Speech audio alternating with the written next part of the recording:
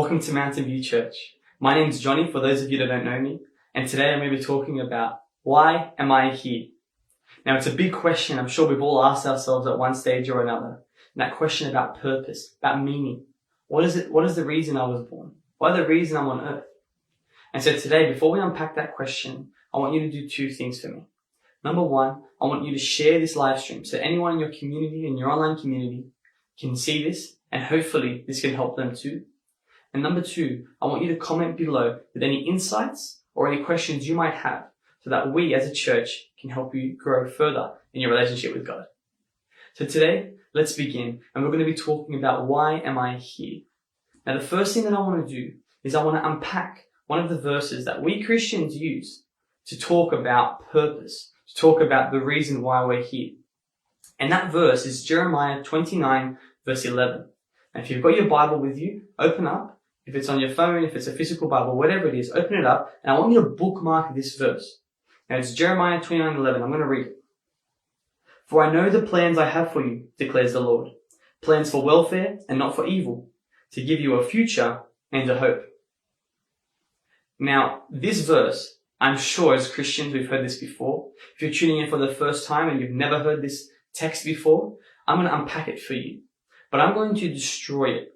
In the sense that the way that you understand this verse, when I am finished, you will have a completely different understanding, and you're going to have the correct understanding and the context that this text was meant to be read in.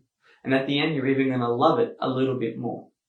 Now, before I get into that text a little bit further, I want to share with you a story, a testimony, if you would, about my life and about me trying to find purpose and meaning in all this mess and chaos that we live in and day out. Now, it starts a little while ago. For those of you that don't know, I'm 22 years old, and when I was 16, I was not a Christian. I didn't have a very good relationship with God. I grew up in the church. I went to church every Sunday. Didn't go to church on Saturdays. Went to church on Sundays. I didn't have a strong connection with God. My family home wasn't very strong at that point, and I was living my life without God. I didn't have a relationship with Him. I didn't go to church. I didn't read my Bible. I did not pray. So you could say that I was agnostic to God, didn't have any sort of connection with Him, and I was just doing my thing.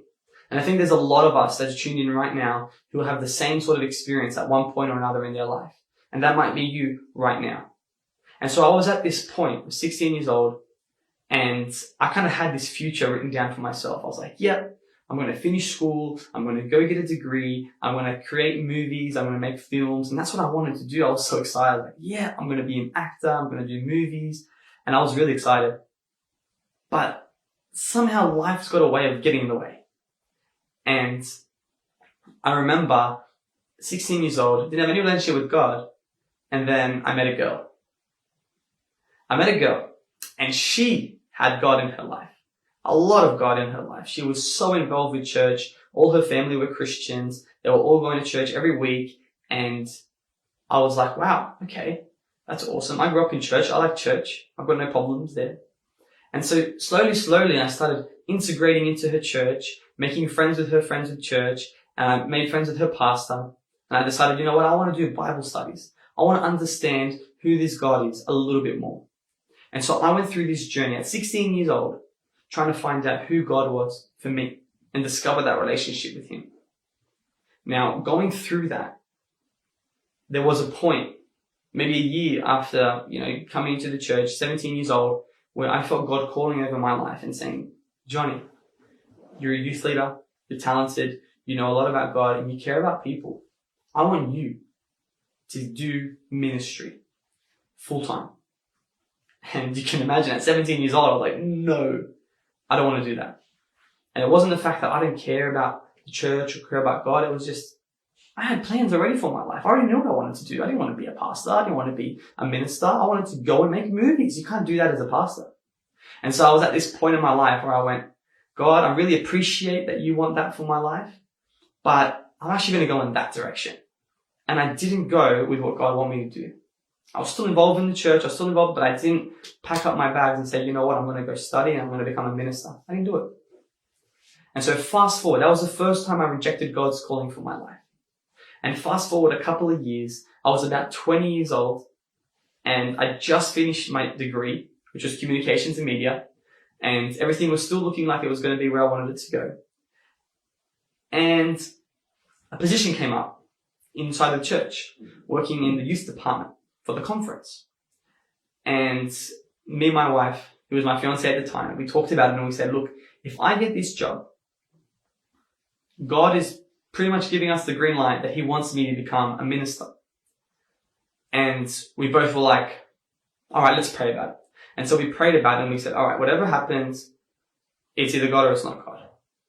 And so 4 weeks later, I applied, and 4 weeks later I had an interview. And then I had the interview, and then 4 weeks later I got the job. So that was pretty much a certain sign from God saying, yep, I want you to become a minister. The only problem was that I didn't react. I didn't go, yes, that was a sign from God. God has just told me. I went, no. Could it be God? I don't know. Maybe it was just us forcing his hand. And so I got that job, and I was working there, and about 6 months into that job, working with people, working in ministry, I left. I went and I did something else. I went, you know what? No, my plan, what I wanted to do, I wanted to still pursue that. And so I left, and I went and worked in conferences and events. And so I was doing that for about a year. And at the same time that I got into this job at the conference, my wife also got a job straight out of uni. Except for her, it was a lot different. She finished a policy and law degree, and she instantly found a job. She found a really good job, and she had a promotion, and then 6 months later she had another promotion, and then 6 months later she had another promotion. And so in her role, she's had success after success after success, doors just opening everywhere. And I'm sitting there going, God, what about me? Are you going to open any doors for me, or are you just going to open up for my wife? You know, I'm a little bit old school, you know, I want to be the provider of the house, but that's not the reason I was upset. The reason I was upset is because I felt like I was pushing and doing all the right things, but just things weren't happening for me. And I had all these plans for my life, and they just weren't happening. And so fast forward to coronavirus. Yes, coronavirus, I said it. COVID-19. Out of nowhere, this virus comes and it's just taken over the whole world. And as a consequence, I lost my job. And I'm sitting there and I'm talking to Danny and I'm saying, babe, I've lost my job. Nothing's working out for me. I don't understand it. And we're at a cafe, just before cafes were banned. And we're at a cafe and we're sitting there going, I don't understand. Like, nothing's working out for me. And at that point, we both kind of looked at each other and we kind of both clicked to both of us and said, God had this calling over my life. And I've constantly stepped and said, no, it's not for me. I don't want to do it. But nothing's worked out ever since. And so we're sitting there and she says to me, John, maybe you're supposed to become a pastor. And because you didn't do it, nothing's opened up. Not because God's not opening any more doors, but because that door is still wide open. And so I looked at her and I said, okay, I feel that too. And it was a moment where we just kind of both connected with God and we were like, yeah, I know this is God talking to me. And I felt that. And please, I want you to comment below if you've ever had a moment where this is how you felt in your life, where you've just gone, yeah, that is God talking to me. Because that is how I felt at that exact moment. And so as we're sitting there, I said to her, okay, you know what? I'm going to do it. I'm going to embrace God's calling for my life instead of running away. And so I did it. The next day I applied for Avondale, degree of ministry and theology. And the next day after that, I got a new job. And thank God, because I know how crazy it is for a lot of people losing their jobs. And I got a new job and I applied to study. And just a week ago, I got accepted to study. And so now I'm at this path where God is taking me on this journey to become a minister. And for me, this has been such a testament to my life. And so as I sit here and tell you about this story, I really want and I really hope that this is going to inspire you to understand what God's purpose is for your life. And so as I'm experiencing this life story happening right before my eyes, it took me to one of the verses in the Bible in Proverbs 19:21, and I'm going to pop that up on the screen right now so you can read it too. If you've got your Bibles, open it up. And it says, "Many are the plans in the mind of a man, but it is the purpose of the Lord that will stand." Did you catch that? Many are the plans in the mind of a man, but it is the purpose of the Lord that will stand. You see, when we try to pursue our own plans for our life, oftentimes we feel empty, we feel hollow, we feel like nothing is working out. And we get frustrated, we get angry, and we say, "God, why don't you allow this in my life? Why is nothing opening up?" See, for me, I was at that point where I said, "God, why is nothing working?" And I got angry. And it wasn't until I realized that God had this calling over my life and He would not let it go because He had something bigger and better in store. And I just wouldn't take it. And at that point where I finally said, "You know what? I'm going to stop trying to run away from you. I'm going to stop trying to get away. I'm going to embrace it." And the moment I did that, I felt a crazy amount of peace, serenity, and fulfillment. And doors began to open all around me. Now, I'm not saying that this is going to be all rainbows and butterflies the minute you embrace God's calling, because that's not true. There's people in the Bible, like characters like Paul, who experienced that.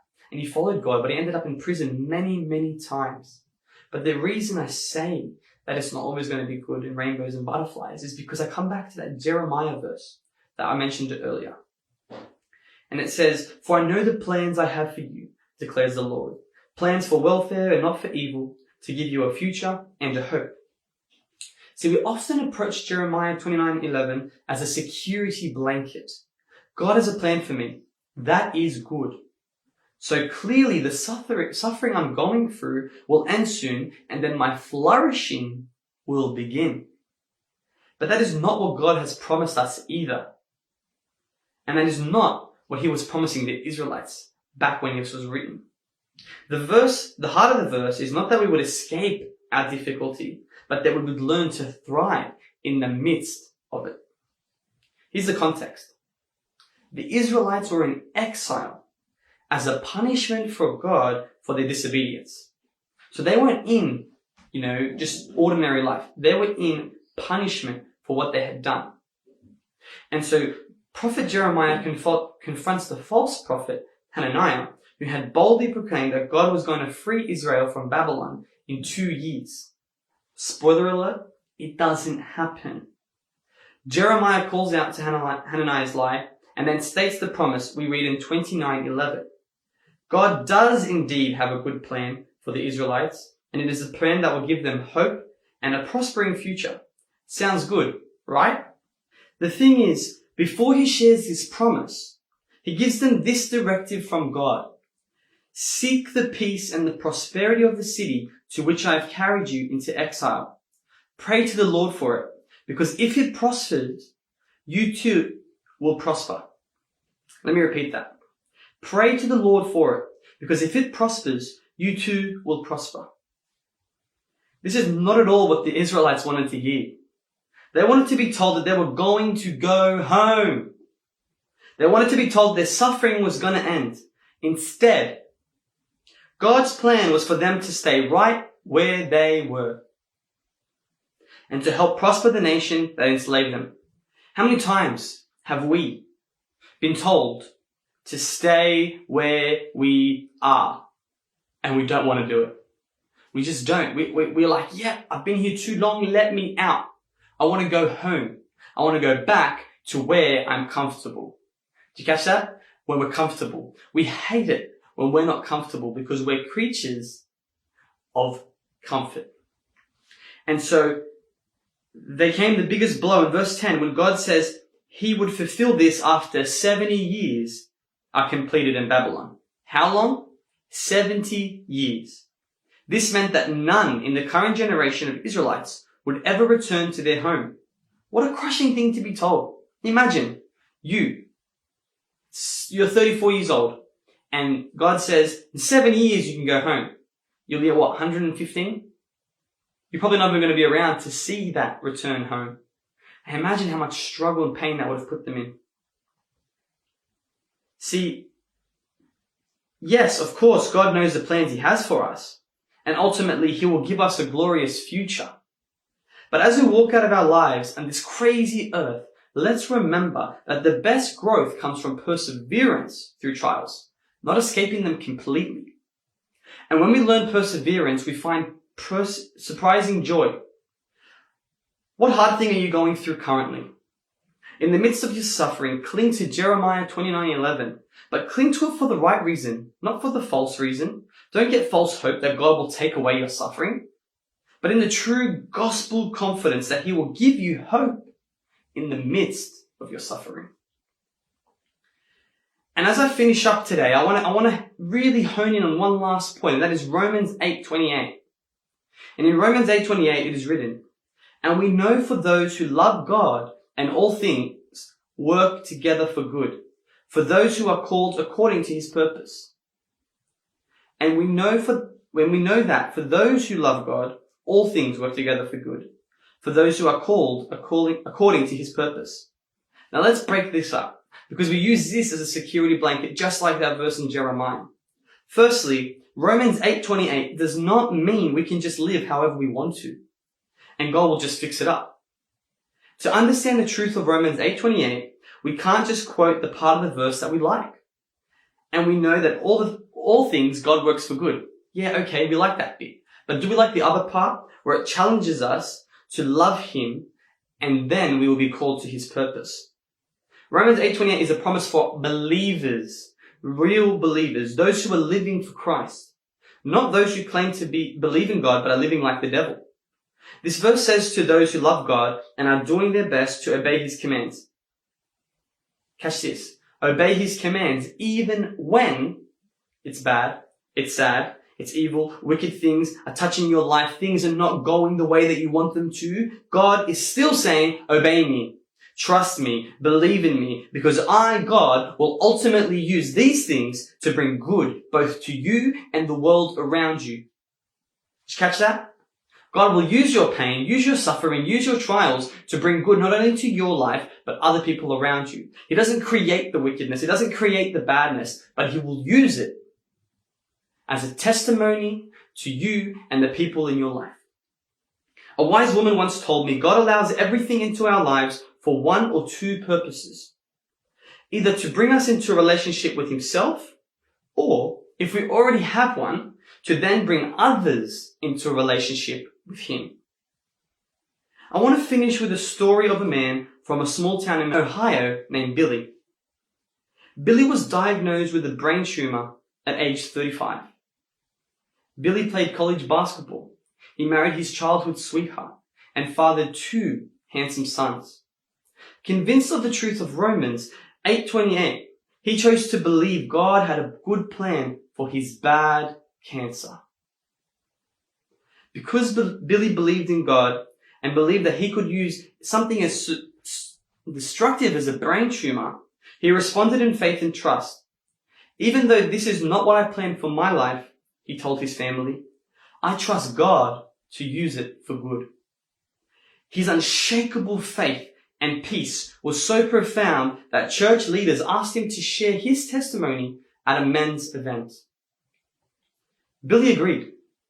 Then he invited his younger brother, Jack, to go with him. How many of us have a younger brother called Jack? A brother or a sibling or someone in our family who we want them to have a relationship with God. But no matter how many times we invite them, no matter how many times we ask them to come, they just say no and no and no. It's not for me. That's your thing, not my thing. But Billy was at this point where he didn't have long left. And Jack knew that. And so when Billy asked Jack this last time, Billy, will you come? Jack said, yes, Billy, I will come. And when Billy finished telling his story at this men's event, the pastor invited everyone to come forward if they wanted to have a relationship with God. Jack, catch this, Jack, the one who didn't want to go ever, was the first one to get out of his seat and come forward. I've always thought Billy's faith was a crutch, Jack said. But watching him go through 3 surgeries, chemotherapy, radiation, made me realize what he had, catch this, was real. And I wanted it. Billy didn't survive his battle with cancer. But because he chose to respond in faith and trust, many people, including his younger brother Jack, came to know Jesus Christ as their Savior. Billy's cancer wasn't good, but God used it for good, to make him more like Christ and to draw others into a faith relationship with himself. As long as we live in this world, people will attempt to reconcile God's sovereignty with humanity's suffering. Verses like Romans 8:28 assure us that no suffering is wasted, and God is always working for our good and His glory. When we cannot comprehend why trials come and struggle to imagine that anything good can come from them, we can rest in the security that God is in control. And because of this very fact, we can have hope. I pray that each and every one of us today, as we listen to this message, may we find some hope that there is a purpose to our life, there is a meaning to our life, and God has a special calling for each and every one of us.